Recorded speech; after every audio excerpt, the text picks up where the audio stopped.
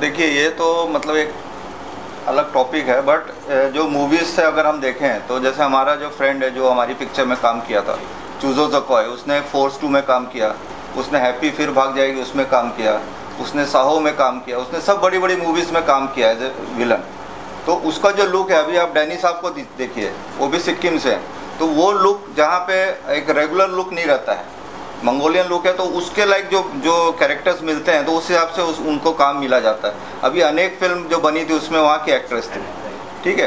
तो आप देखिए कि ऐसा कुछ नहीं है, नॉर्थ ईस्ट जो है वो भी इंडिया का भाग है, साउथ इंडिया वो भी इंडिया का भाग है। तो एक लोगों का एक मन में है कि वो सब चिंकी लुक बोलते हैं या वो एक्चुअली मंगोलियन लुक बोलना चाहिए, तो वो कोई इनको जानकारी की कमी है। आप रास्ते में जाएंगे, एक ड्राइवर है, उसको क्या मालूम है, उसको तो बॉम्बे मालूम है, वो बड़ी बात है। तो हम एक जनरलाइज वे में हम इसको ये नहीं कैटेगराइज नहीं कर सकते। और जब मैं ये जानना चाहूँगा सर, क्या कुछ प्रोजेक्ट्स के अलावा आप लोग कर रहे साथ में, ऑफकोर्स नॉर्थ ईस्ट को आप प्रमोट कर रहे हैं और मुझे ऐसा लगता है कि आगे बदलाव भी होगा, बॉलीवुड की फिल्में भी वहाँ शूट होंगी, तो क्या ये इस दिशा में किस तरह के अप्रोच और क्या प्रोजेक्ट साथ में कर रहे हैं? देखिए, 2012 से हम लोगों ने अपनी जर्नी स्टार्ट की थी फिल्म मेकिंग की, और तब से वहाँ इवन अगर हिंदी प्रोजेक्ट है तो वहाँ के सिंगर्स, अलुबो नागा बहुत रेनाउंड सिंगर है, वो पूरे वर्ल्ड वाइड अपने शोज़ करता है, उसको रेबेका ने यहाँ बुलाया, यहाँ पे हमने गाना रिकॉर्ड कराया। उसके बाद एक पिक्चर है 2 लोखंड वाला, तो उसमें 2 सिंगर जो नागालैंड आइडल जो होता है वहाँ के जो विनर्स थे, उन दोनों को यहाँ बुला के हमने ये गाना रिकॉर्ड कराया। उसके बाद इस पिक्चर में NK नागा हैं, उसको हमने गाना रिकॉर्ड कराया। तो वहाँ के जितने भी टैलेंटेड लोग हैं, मैडम उसको पुश करती है। और कोई वहाँ से बाहर से आता है तो नॉट ओनली फिल्म्स, अगर कोई इधर कोई किसी टाइप का भी हेल्प चाहिए, because she is based in Mumbai, तो हम 10 साल से तो हम ये करते आ रहे हैं। दूसरा क्या होता है कि जैसे कोई शूटिंग होने वाली रहती है, जैसे एक पिक्चर आई थी नानी तेरी मोरनी, शॉर्ट फिल्म थी बच्चों की, तो उसका पूरा प्रोडक्शन इन्होंने किया था। और जो बड़े बड़े जो अमेज़न और ये सब के भी जो प्रोजेक्ट्स आते हैं, तो इनको पूछा जाता है कि भाई आप उधर कहाँ क्या अरेंजमेंट कर सकते हैं, डिस्टर्ब एरिया तो नहीं है, क्योंकि कई लोग के मन में ये रहता है कि यार वहाँ थोड़ा डिस्टर्ब एरिया। तो वो सब चीज़ें जो गलत फहमियाँ हैं, वो अगर कोई ऐसा बीच में एक आदमी रहे जो उस गैप को ब्रिज कर सके, तो she is doing the perfect job for that. Release के बारे में हम पूछे सवाल है कि जी, कब तक सोच रहे हैं इस फिल्म को रिलीज करने को और कहाँ पर? देखिए, ये जैसे मैंने बोला एक बहुत बड़ा प्रोजेक्ट नहीं है, तो हम इसको थिएटर में नहीं ले जाएंगे, हम इसको OTT रिलीज़ करेंगे।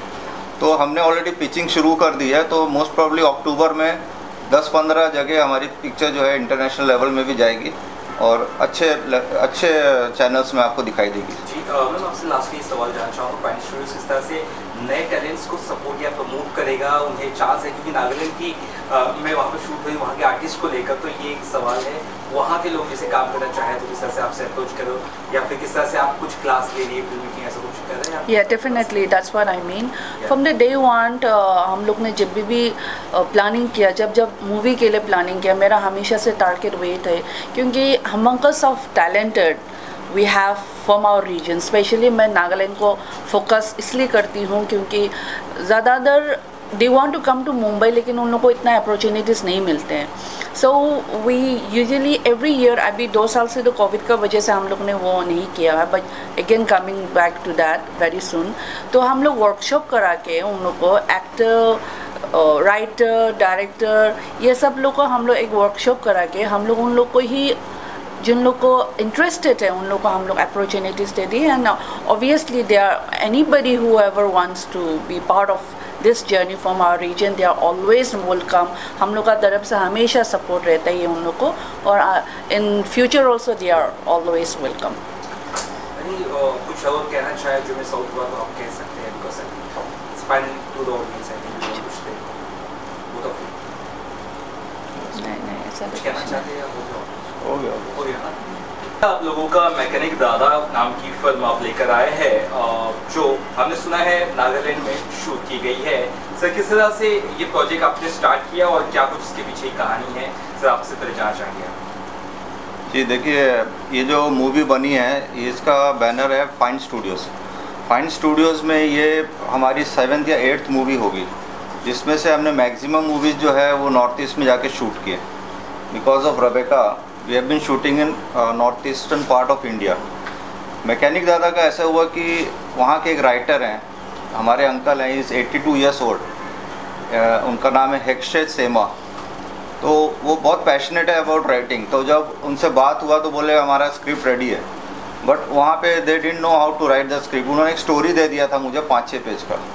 तो मेरी टीम ने वहाँ जाके एक दिन में उसको स्क्रीन प्ले में और डायलॉग में कन्वर्ट किया। कन्वर्ट करने के बाद जितने भी एक्टर्स थे वो पूरे नागालैंड से ही थे, नागालैंड और असम से ही थे, और कुछ बाहर के भी थे, लेकिन they are all based in Nagaland. तो वो टीम बनाई गई।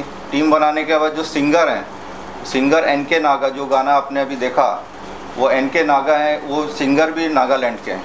तो इस तरीके से एक नागालैंड को प्रमोट करने के विचार से हम लोगों ने ये फिल्म बनाई। और साथ ही हमने देखा गाना बहुत ब्यूटीफुली शॉट किया गया था। और कितना दिन लगे गाने को शूट होने में और किस तरह का प्रिपरेशन था उसका? देखिए गाने जो भी है, ये मूवी एक बहुत लिमिटेड बजट में बनाई हुई है, लेकिन हमने क्या ड्रोन वगैरह का यूज़ किया जो एक नॉर्मल आजकल हर आदमी यूज़ करता है। तो ये जो गाना था वो पूरा मैक्सिमम पार्ट जो है असम में शूट हुआ है। पूरी मूवी जो है नागालैंड में हुई है, लेकिन जस्ट ये गाना जो है ये असम में हमने शूट किया है। तो मैम आपसे जानना चाहेंगे आप किस तरह से प्रोजेक्ट से जुड़ी हुई है, और मैकेनिक दादा को 25 अवार्ड्स इंटरनेशनल है ना जगह पे मिले हैं, तो कितने प्राउड फील करते हैं? ऑब्वियसली कोई भी फिल्म मेकर्स के लिए इससे ज़्यादा अच्छी बात क्या हो सकती है। ये तो सब स्पेशली ये क्रेडिट डायरेक्टर साहब शिराज हेनरी को जाते हैं। एंड जितना हम लोग ने एक्सपेक्ट किया था उससे भी ज़्यादा हम लोग को अप्रिसिएशन मिल रहा है। तो it's seriously feeling really proud. हमने कुछ टीजर में झलक देखी है नागालैंड की, और बहुत ही रियल नेचुरल, बहुत अलग लगा हमें और अच्छा लगा, सीधी बात है। तो आपने भी ऐसा कुछ सोचा था कि नहीं भाई अब मूवी को लोकेशंस पे नहीं कुछ अलग करना है, नॉर्थ ईस्ट में ही शूट करना है, ऐसा कुछ प्लान था आपका सर? देखिए, जो मैं जैसे बताया, हमने पहली मूवी की थी TMO, जो अभी रिलीज़ नहीं हुई है, वो हमने मेघालय में शूट की थी। शिलोंग और चेरापूंजी में किया था और गुवाहाटी में किया था। तो वो एरिया तो टेरेन तो बहुत सुंदर है अपना चेरापूंजी और इसका। और मैम जो है वो नागालैंड से हैं। सेकेंड मूवी हमारी लिटिल बॉय थी जो नॉर्थ ईस्ट में, जिसको हमने शूट किया था अरुणाचल प्रदेश में। तो बार बार ये हो रहा था कि हम पूरे जगह शूट कर रहे हैं पर मैडम नागालैंड की और हम नागालैंड को ही एक्सपोज नहीं कर रहे हैं। तो हमने फिर ये डिसाइड किया कि चलो वहीं के आर्टिस्ट लेके हम, क्योंकि नागालैंड भी पूरा बहुत ब्यूटीफुल है, वेरियस लोकेशंस आर देयर, वहाँ पे मोकोकचोंग है और ऐसे बहुत सी जगह हैं। तो हमने फिर सोचा कि क्यों ना एक पिक्चर हम नागालैंड में शूट करें। शूट आपने इसे नागालैंड में किया, मैकेनिक दादा नाम कैसे इस फिल्म का रखा गया? क्या स्क्रिप्ट पढ़ने के बाद लगा कि ये नाम बहुत सही है, ऐसा कुछ था? देखिए, जो मूवी है ना, ये आपको नटशल में बोलता हूँ, एक मैकेनिक की कहानी है। और वो मैकेनिक जो है वो एक बाइक का टेस्ट करते समय उसकी टांगें वो हो जाती हैं, ख़राब हो जाती हैं। तो उसको टांग डॉक्टर बोलता है उसको एम्पूटेट करना पड़ेगा। जब वो लंगड़ा हो जाता है, ये हो जाता है, तो उसकी जो वाइफ है वो कुछ और रीज़न से वो उसको छोड़ के चले जाती है। अब वो उसको ढूंढते ढूंढते वो एक प्रकार से भिखारी बन जाता है, लेकिन वो भीख नहीं मांगता, लोग उसको हेल्प करते हैं। और जिस हालत में घूम रहा है, ये हो रहा है, तो लोग उसको हेल्प करने लगते हैं। तो काम करना बंद हो जाता है। तब उसकी मुलाकात एक बच्चे से होती है जो अपना साइकिल की चेन ठीक करते रहता है। तो वो अपने झोपड़ी में बैठे रहते, उसको बुला के बोलता है ला मैं तेरी साइकिल बना देता हूँ। तो वहाँ से एक बच्चे की और उसकी बॉन्डिंग है पिक्चर में, जो सेकेंड हाफ है वो बॉन्डिंग है। तो वो उसको इंजीनियर दादा बोलता है और ये उसको बेटा दोस्त बोलता है। तो एक बॉन्डिंग है। तो जब इंजीनियर दादा लोग को समझ में नहीं आएगा, इसलिए हमने पिक्चर का नाम मैकेनिक दादा कर दिया। हमने देखा है बॉलीवुड की फिल्मों में बहुत ज़्यादा नॉर्थ ईस्ट के एक्टर्स को नहीं लिया जाता है, अमूमन देखा गया है। तो आई थिंक एक बड़ी पहल है आप लोग की तरफ से, और मुझे लगता है एक बेहतरीन पहल है। और अब कुछ ना कुछ फेस्टिवल्स भी हमने देखे हो रहे हैं नॉर्थ ईस्ट के। तो मैम इसके लिए क्या कहना चाहेंगे? कितना प्राउड? मैं ये I want to start with 2007, जब मैं पहली बार मुंबई आई थी। यहाँ आने के बाद में एक तो बहुत ही कल्चर एकदम शॉक था And then I had some few friends who had suggested me to go to Khandala. So when I went there, I was so shocked कि अच्छा Khandala कहाँ क्या है यहाँ? They said it's such a beautiful place. I said you come to Nagaland, to Northeast. हम लोग अपना खिड़की भी खोल देना तो ऐसे ही नज़ारा मिलते हैं हम लोग को. So the idea started from there. So the struggle from there to here, it has humongous of changes obviously. अब पहले जैसे नहीं रहा. I mean struggle to promote myself, my people, my culture, my region. अभी 10 साल पहले और अभी का it is actually very different. पहले I think कास्टिंग में भी they would say कि चिंकी लुक्स चाहिए या नेपाली लुक्स चाहिए. अब वो नहीं रहा. अब लोगों को थोड़ा समझ में आ गया है.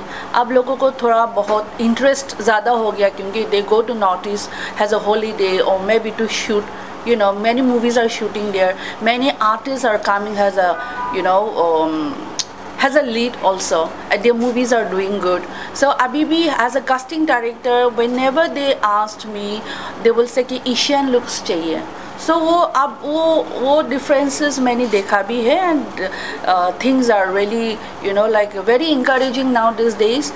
और अभी शिराजी से हम लोग साथ में इतना साल से साथ में काम कर रही है तो हम लोग का एक ही मतलब ऑल ग्लोरी टू हिम. एक ही चीज़ मेरा एक ही फोकस है कि जितना भी वट एवर लिटिल कंट्रीब्यूशन हम लोग का तरफ से, ज़्यादा तो हम लोग इतना बड़ा बजट का तो नहीं कर सकते, but we are starting from the ashes, you know, from the crust level to promote each and every, you know, not only as an actor, not only as a director, but from the makeup artist, from the actor, from the director. Workshop start किए हम लोग ने नागालैंड में. हर साल workshop start करते हैं या हम लोग कंडक्ट करते हैं. उन लोग को as an artist, as an writer, has a, you know, has a director, उन लोग को ट्रेन करने के बाद ये मूवी बनाया है. एंड यहाँ में भी बहुत सारे changes even in Bollywood now at a moment I can see so many good artist are coming up from north east. Madam एक सवाल हमारा है. कुछ साल क्या लगभग 15 साल पहले एक फिल्म आई थी, फिल्म का नाम नहीं मैं लेना चाहूँगा यहाँ पर, जिसमें एक नॉर्थ ईस्ट की एक्ट्रेस जिसे कोई जानता नहीं था वो वहाँ आती है और वहाँ बहुत अच्छा मेहमान हो हमारी. हाँ. तो शी फील्ड वेरी शॉक. तो कहती है कि वो अपने ही देश में हम मेहमान हैं. लेकिन अब वो ट्रेंड बदलते जा रहा है. शायद आपका प्रयास इसमें बहुत ज़्यादा, आप लोगों का प्रयास. सी आई थिंक मेरी one of the movie shooting में पहले मुझे बहुत ऑड लगती थी, आजकल नहीं लगती हूँ. बिकॉज गलती उन लोग का नहीं है. They are not been educated, you know. उन लोग ने कभी ना सुना ढंग से. तो आजकल मैं क्या करती हूँ शूटिंग में, I was the producer, so definitely support Dada and all, everybody was, you know, coming with chai and all, but then I was working along with them. So one of the dada came and he was asking me, आप कहाँ से हो? China से हो, Bangkok से हो, Hong Kong से हो? So what I did, अरे एक कटिंग चाय पीते दादा, साथ में पीते हैं और साथ में बैठ जाते हैं. I met India मैप हाथ से नीचे. अरे ये छोटा सा जो समोसा जैसे देखते हो ना, ये नॉर्थ ईस्ट है. It is our duty now to explain them. उसमें अभी I mean पहले थोड़ा बहुत और थोड़ा गुस्सा भी आती थी यार आपने ही इंडिया में. Because specially for me, I come from my army family, you know, my entire thing, my grandfather, my father, now my father-in-law, my husband. Imagine this sacrifice. My father fought, though the war, I mean for the country, he has already sacrificed so much, and coming back here, look, I mean checking my identity, my nationality, you know, that sounds little awkward, right? But अब मुझे तकलीफ नहीं होती, मुझे अच्छा लगता है explain करना. I want to welcome them, and I think everybody should have. Not only Northeastern. I can see the racism happens everywhere. It could happen even with Punjabi, even with South Indian. So it is now our duty to एक दूसरे को समझाना, एक दूसरे को प्यार से.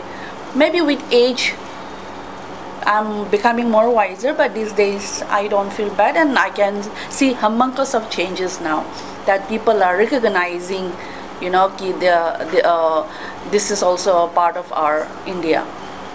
Sir जैसे कि फिल्म फेस्टिवल्स में गई, मैं चाहता हूँ आप ये ज़रूर बताएं कि रिस्पॉन्स किस तरह से आया, क्योंकि नॉर्थ ईस्ट के एक्टर्स थे, नागालैंड के काफ़ी एक्टर्स थे, रिस्पॉन्स किस तरह से आया, फिल्म कब रिलीज़ करेगा कुछ बारे? देखिए अभी तक हमारे जो है ना इस फिल्म को अराउंड 25 अवार्ड्स मिल चुके हैं, जिसमें से 10 जो हैं ऑफलाइन फेस्टिवल्स हैं। ऑनलाइन फेस्टिवल्स तो इतने ज़्यादा मायने नहीं रखता, बिकॉज आज बहुत से फिल्म फेस्टिवल्स आज मार्केट में फ्लोट हो रहे हैं। बट ये जो 10 फिल्म फेस्टिवल जो आपके जो ऑफलाइन फेस्टिवल्स हैं उसमें ये अवार्ड मिला है। किसी में कुछ बेस्ट स्टोरी का मिला है, किसी में बेस्ट सिनेमेटोग्राफी का मिला है, किसी में बेस्ट डायरेक्शन का मिला है। तो ये बहुत बड़ी अचीवमेंट है। और अभी चंबल इंटरनेशनल फिल्म फेस्टिवल में इसको बेस्ट सिनेमेटोग्राफी का मिला। उसके पहले Kanchenjunga international film festival, Everest film festival, फिर आपका बेहाला में, कलकत्ता में 2 जिफ्पा करके होता है। तो ये सब में जो ऑफलाइन फेस्टिवल्स होते हैं, जो प्रॉपर फेस्टिवल होते हैं, उसमें करीब 10 से 12 फेस्टिवल्स हमको मिला है। और इसका जो प्रीमियर हमने किया था लास्ट ईयर नागालैंड में, हम लोग ने ही कंडक्ट कराया था, फाइन स्टूडियोज़ ने, along with NFDC and ministry of INB information and broadcasting के साथ मिल के, और जो government of Nagaland IPR department of Nagaland, इनके साथ मिलके हमने एक फिल्म फेस्टिवल ऑर्गेनाइज किया था बहुत बड़े लेवल में। वहाँ पे हमने इसका प्रीमियर रखा था, क्योंकि हम लोग ऑर्गेनाइजर थे तो we could not participate in the film festival, पर वहाँ हमने इस पिक्चर का प्रीमियर किया था। और इस साल जो नॉर्थ ईस्ट फिल्म फेस्टिवल यहाँ पे हुआ आपका मार्च में, जहाँ पर सिर्फ नॉर्थ ईस्ट के लिए था, आपका NFDC कॉम्प्लेक्स पेडर रोड में, जी, तो उसमें हमारी पिक्चर जो है वो आई थी, तो ऑफिशियल सिलेक्शन का उसको अवार्ड मिला। तो इस तरीके से अवार्ड्स। और मेन चीज़ क्या है कि मूवी जो है एक सिंपल सी स्टोरी, एक ड्रामा है, एक इमोशन है, बच्चे के और एक मैकेनिक के बीच की एक इमोशन, बहुत बड़े लेविश है उस स्केल की पिक्चर नहीं। तो इस टाइप की जो मूवीज़ हैं ये फेस्टिवल्स में बहुत अप्रिशिएट की जाती है। जी, ऑफकोर्स मैम ने अभी कुछ चीज़ों के बारे में हमें हाईलाइट किया, जैसे इंडिया में रह के उनको नेशनलिटी के बारे में बताना पड़ता है, और बहुत वाइजर तरीके से मैम ने बात की। तो क्या लगता है ये चीज़ें बदलाव हो रहा है और अच्छे दिशा में? बच्चे ये कहते नहीं